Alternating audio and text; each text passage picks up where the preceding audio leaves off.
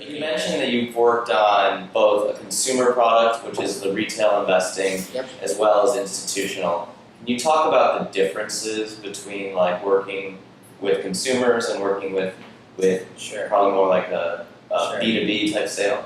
Yeah. So when you're managing product for consumer, and you're managing product for B2B, obviously there's differences, right?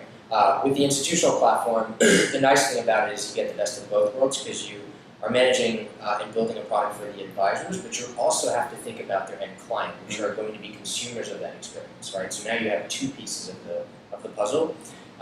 The biggest thing with building product in a B2B world is, at least for me, and in my experience, is thinking about and weighing customization.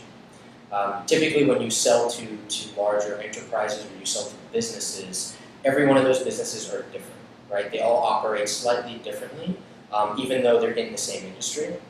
And they'll often require things that you may not want to be building at scale. They may want you to, or push you to customize the platform. When you're at an early stage, sometimes doing that is important to gain traction and to start to bring customers through the door, and because you need them to get feedback, right? So being a PM building a product for a enterprise, you've got to think about how you're going to handle customization.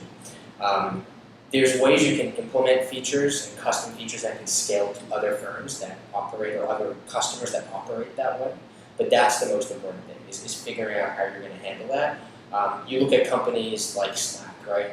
They're a consumer and an enterprise platform, and they've had a lot of success with enterprise. The way they've got around things like customization is they've opened their platform up with integration. So now they don't have to go and build these things. They're allowing the community to customize the product in a way that best fits them. So there's different ways to tackle it, but the best thing or the most important thing you have to think about is how do you handle that at scale? Yeah. So that you don't build a custom tool for one customer. You build things that all the customers you're trying to sell and target to are going to be able to relate. So we're at a stage now, we launched in January, we've got a lot of firms on the platform, we're getting a lot of good feedback, right? And that's still important. In the consumer space, it's always important to validate your product, it's always important to be talking to the customers constantly to get their feedback. It's really important that when you're building a B2B product that you follow that process as well. You've got to be listening to the customers, and you've got to be doing things like user tests and user interviews and customer interviews, right, to understand how they operate.